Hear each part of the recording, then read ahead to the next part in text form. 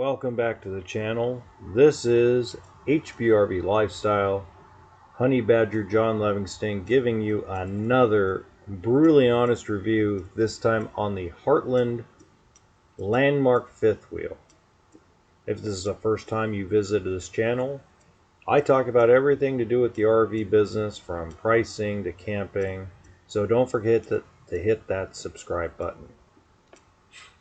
Stick around to the end of the video and there will be a link for you to watch the actual walkthrough of this fifth wheel, because unfortunately I'm using recycled video that I used because I have not been able to get out for certain purposes. So let's get started with the positives. I want to start with my favorite pitch. The fit, because remember, I sold these for years, and my favorite thing about the Landmark fifth wheel is the construction. If you go walk around that unit and you lift up all the flaps for the slide out, you won't see any daylight.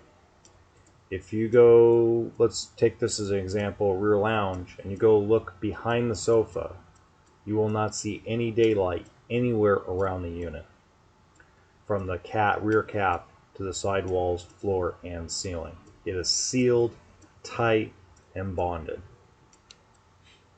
If you go into the pass-through storage, and again, I'm sorry about my voice, I've had an allergy attack today, but if you actually look in the underbelly, the pass-through up front, and you look up, there's no exposed plywood. It's all laminated.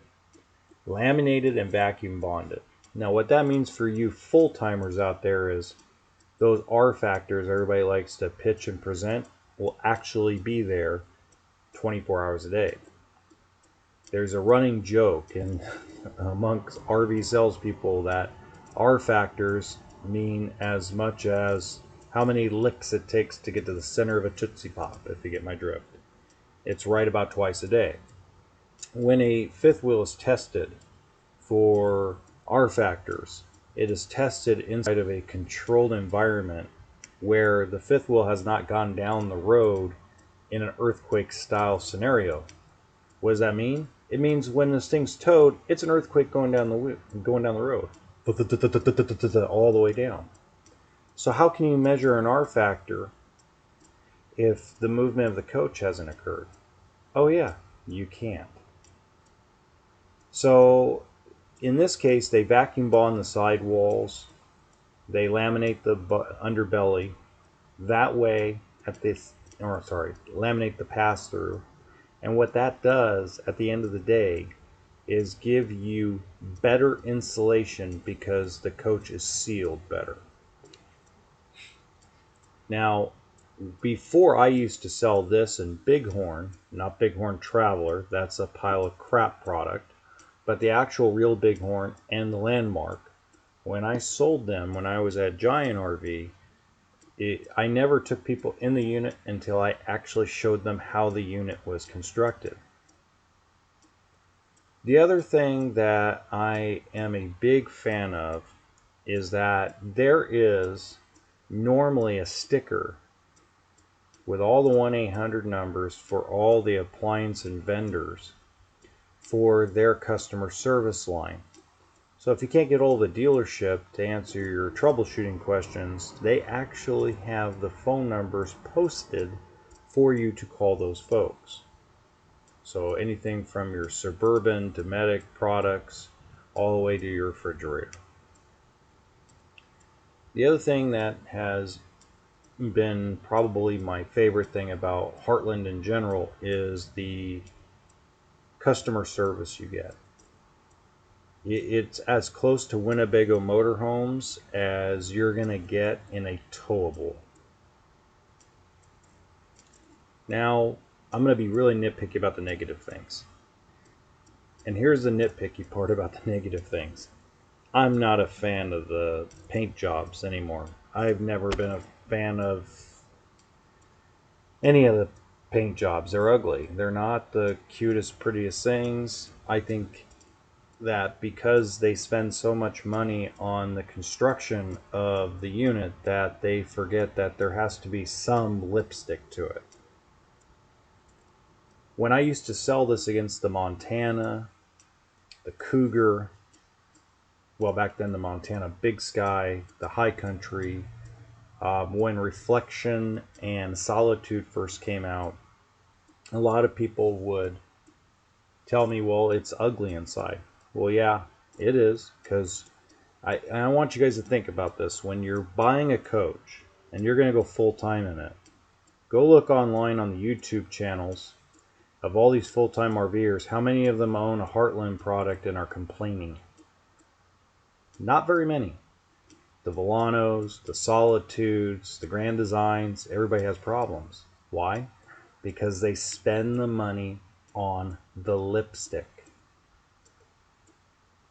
That's probably the biggest knock against this landmark, is it's just butt ugly on the inside. That two-tone color, I'm not a fan. They do it right with the appliances. They give you the dual stove, they give you the residential refrigerator, dishwasher, stainless steel. They give you a ton of windows, they give you a ton of counter space. They do a really good job with the bathroom, but it's cookie cutter and it's butt ugly. But it reminds me a lot of, for those that owned them in the past, the Fleetwood Bounder, the old Fleetwood Bounder, the ugly duckling, the little ugly kangaroo bouncing around in a baby puke brown exterior with baby poop interior. And yet it was the #1 selling motorhome because it was the best built motorhome in the industry. And if you don't believe me, go ask some old timers that have been in this business for 30 years. For a long time, Fleetwood Bounder outsold Winnebago motorhomes as a whole.